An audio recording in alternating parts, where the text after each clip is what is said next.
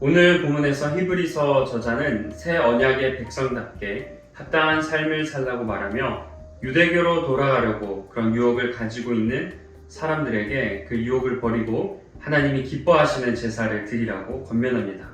먼저 형제된 성도들에게 사랑을 베풀라고 합니다. 손님 대접하기를 잊지 말고 감옥에 갇힌 사람과 학대받는 사람들을 기억하라고 하죠.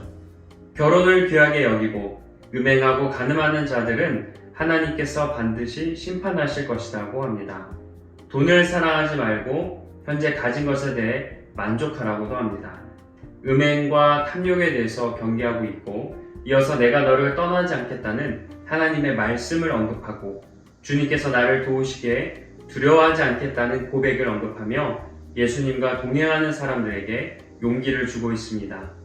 무엇보다 말씀을 전해주고 인도하던 사람들을 생각하며 그들의 믿음을 본받으라고 하죠. 예수님께서는 영원토록 동일한 분이심을 언급하며 다른 교훈에 이끌리지 않고 은혜로 마음을 강하게 먹으라고 합니다. 이어서 이전 제사장들과 구약 제사 제도를 말하며 속죄 제물이 되셔서 고난을 당하신 예수님을 소개하고 있는데요. 성도들 역시 예수님의 치욕, 수치를 짊어지고 예수님께 나아가자고 권면하고 있습니다. 이 땅에는 영원한 도성이 없고 성도라면 장차 오게 될 도성을 추구해야 한다고 합니다. 그래서 성도들은 언제나 예수님을 통해 찬양의 제사를 드리고 선을 행하며 서로 나누어 주어야 한다고 하죠. 또 성도들에게 자신을 인도하는 사람들을 순종하고 복종하라고 말합니다. 그들은 성도들의 영혼을 살피는 일을 하는 사람으로 하나님께 이러한 상황을 보고해야 하는 사람들인데 그들이 근심이 아닌 즐거움으로 일을 하도록 해야 한다고 하죠. 그렇지 않으면 성도들에게 유익이 없다고 설명하고 있습니다. 사랑을 실천하고 순결과 자족과 충성과 또 담대해야 하는 것, 무엇보다 삶으로 하나님이 기뻐하시는 제사를 드리고 지도자에게 순종해야 한다는 말씀임을 생각하며 본문을 함께 읽겠습니다. 형제 사랑하기를 계속하고 손님 대접하기를 잊지 말라. 이로써 부지 중에 천사들을 대접한 이들이 있었느니라. 너희도 함께 갇힌 것 같이 갇힌 자를 생각하고 너희도 몸을 가졌은즉 학대받는 자를 생각하라. 모든 사람은 결혼을 귀히 여기고 침소를 더럽히지 않게 하라. 음행하는 자들과 간음하는 자들을 하나님이 심판하시리라. 돈을 사랑하지 말고 있는 바를 족한 줄로 알라. 그가 친히 말씀하시기를 내가 결코 너희를 버리지 아니하고 너희를 떠나지 아니하리라 하셨느니라. 그러므로 우리가 담대히 말하되 주는 나를 돕는 이시니 내가 무서워하지 아니하겠노라. 사람이 내게 어찌알리요 하노라. 하나님의 말씀을 너희에게 일러주고 너희를 인도하던 자들을 생각하며 그들의 행실의 결말을 주의하여 보고 그들의 믿음을 본받으라. 예수 그리스도는 어제나 오늘이나 영원토록 동일하시니라. 여러가지 다른 교훈에 끌리지 말라. 마음은 은혜로서 굳게 함이 아름답고 음식으로서 할 것이 아니니 음식으로 말미암아 행한 자는 유익을 얻지 못하였느니라. 우리에게 제단이 있는데 장막에서 섬기는 자들은 그 제단에서 먹을 권한이 없나니 이는 죄를 위한 짐승의 피는 대제사장이 가지고 성소에 들어가고 그 육체는 영문 밖에서 불사름이라. 그러므로 예수도 자기 피로써 백성을 거룩하게 하려고 성문 밖에서 고난을 받으셨느니라. 그런즉 우리도 그의 치욕을 짊어지고 영문 밖으로 그에게 나아가자. 우리가 여기에는 영구한 도성이 없으므로 장차 올 것을 찾나니 그러므로 우리는 예수로 말미암아 항상 찬송의 제사를 하나님께 드리자. 이는 그 이름을 증언하는 입술의 열매니라. 오직 선을 행함과 서로 나누어 주기를 잊지 말라. 하나님은 이 같은 제사를 기뻐하시느니라. 너희를 인도하는 자들에게 순종하고 복종하라. 그들은 너희 영혼을 위하여 경성하기를 자신들이 청산할 자인 것 같이 하느니라. 그들로 하여금 즐거움으로 이것을 하게 하고 근심으로 하게 하지 말라. 그렇지 않으면 너희에게 유익이 없느니라. 아멘. 본문은 크게 사랑을 베풀라는 1절에서 3절, 순결하고 자족하라는 4절에서 6절, 충성하라는 7절에서 12절, 담대하라는 13절에서 14절, 또 삶으로 제사하고 지도자에게 순종하라는 15절에서 17절로 구성되어 있습니다. 먼저 1절에서 3절은 공동체 안에 있는 형제 자매를 사랑하고 공동체 밖에 있는 나그네를 대접하며 복음 때문에 억압과 학대를 받는 지체의 어려움을 도우라고 말합니다. 주님은 나그네를 향한 대접을 자신을 향한 대접으로 인정하시고 복음을 위한 성도의 고난을 자신의 고난으로 여기시기 때문입니다. 이 말씀에서 묵상 포인트는 교회 안과 또한 밖에서 사랑을 실천해야 한다는 점입니다. 오늘 말씀에서 형제 사랑과 손님 대접이라고 말하는데요. 즉 나와 가족처럼 관련된 사람뿐만 아니라 손님처럼 어쩌면 관계가 없는 사람들까지도 사랑하라고 합니다. 나와 친밀한 관계에 있는 사람도 사랑해야 하고 친밀하지 않더라도 마주하는 모든 사람들에게 사랑을 실천하길 원합니다. 교회 안과 밖에서 다른 모습을 보이는 게 아니라 일관되게 사랑을 실천하시는 분들이 되시길 소망합니다. 다음으로 4절에서 6절은 방탕한 그리고 또 탐욕 가득한 돈을 사랑하는 것을 멀리해야 한다고 합니다. 더 많은 돈보다 더 지혜로운 소비를 해야 하고 더 풍족한 생활보다 더 자족하는 생활과 화목한 가정을 구해야 하죠. 여기에서 우리는 있는 것에 만족하는 삶을 살아야 한다는 점을 묵상하게 됩니다. 지금처럼 어려운 요즘 돈을 사랑하지 말고 가진 것에 만족하라는 이 말씀이 사실 참 어려운 말씀인 것 같아요. 세계 경제가 흔들리고 우리나라도 덩달아 어려워지고 물가는 상승하는데 내 월급만 오르지 않는 이러한 좀 암담한 상황 속에서 돈에 대한 염려를 하지 않고 만족하는 삶을 살아야 한다? 매우 힘든 일입니다. 그런데 바로 뒤에 이런 말씀이 있습니다. 내가 결코 너희를 버리지 아니하고 너희를 떠나지 아니하리라. 아멘. 우리는 이 하나님을 굳게 믿어야 할 줄 믿습니다. 모두가 힘들고 어렵지만 우리가 그럼에도 세상 물질로 근심하지 않는 이유는 하나님께서 우리를 버리지 않고 떠나지 아니하시며 철을 따라 꼴을 먹여주시기 때문인 줄 믿습니다. 이 믿음으로 자족할 수 있는 모든 분들이 되시길 소망합니다. 이어서 7절에서 16절까지 말씀을 함께 살펴볼 텐데요. 성도들에게 말씀을 전해주고 그 말씀대로 살다가 죽음을 맞이한 지도자들, 그들의 믿음의 삶을 기억하고 본받으라고 하죠.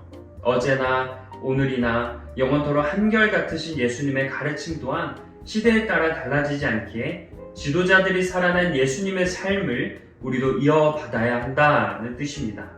히브리서 저자는 유대교로 다시 돌아가려고 하는 이 유대 기독교인들에게 경고하고 있어요.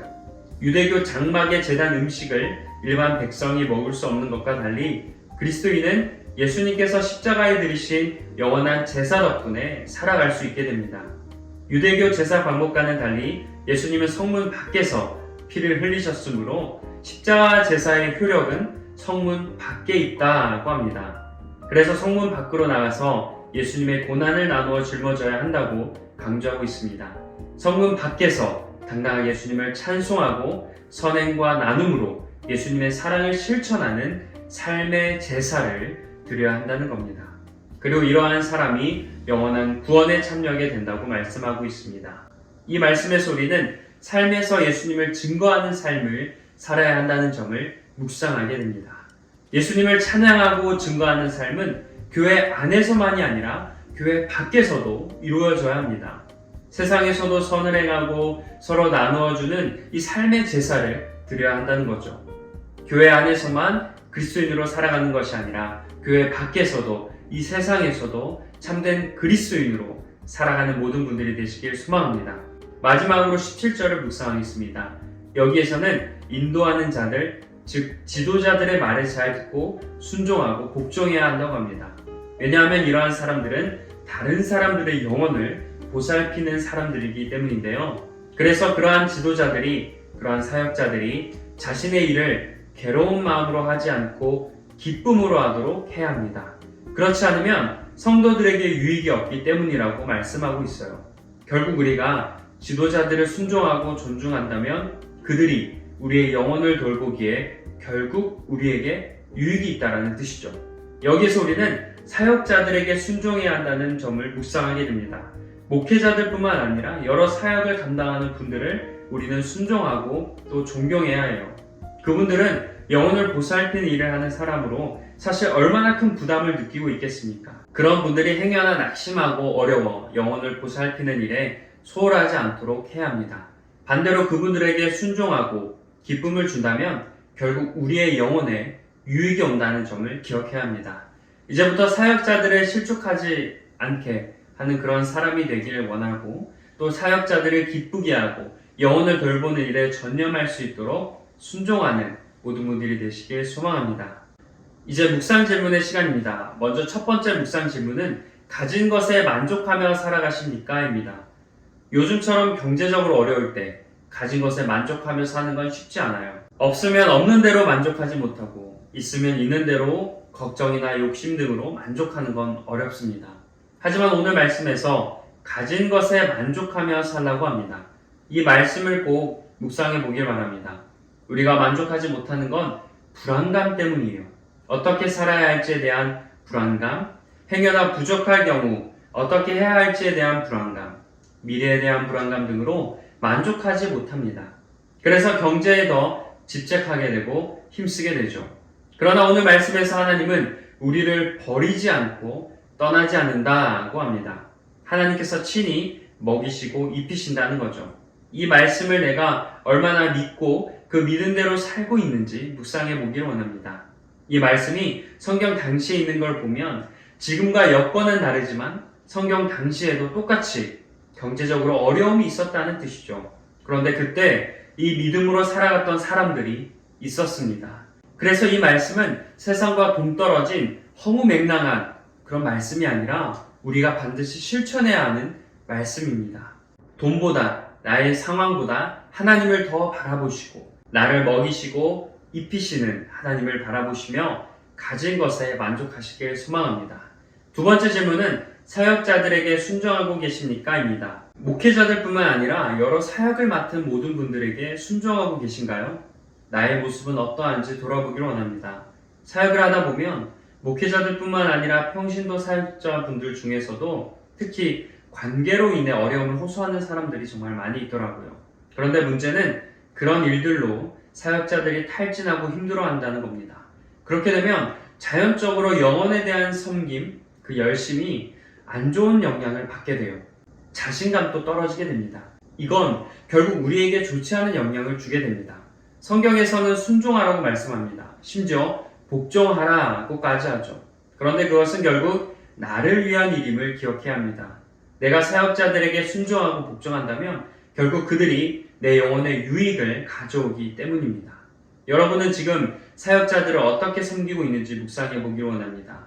회개할 부분이 있으면 회개하시고 그분들이 즐겁게 사역하도록 섬기시길 바랍니다. 결단의 기도를 드리겠습니다. 사랑의 하나님, 우리 모두 사랑의 삶, 만족하는 삶, 충성된 삶을 살길 원합니다. 주님께서 기뻐하시는 찬양의 제사와 선행과 나눔이 있는 삶의 제사를 드리는 삶을 살게 하옵소서. 예수님의 이름으로 기도합니다. 아멘.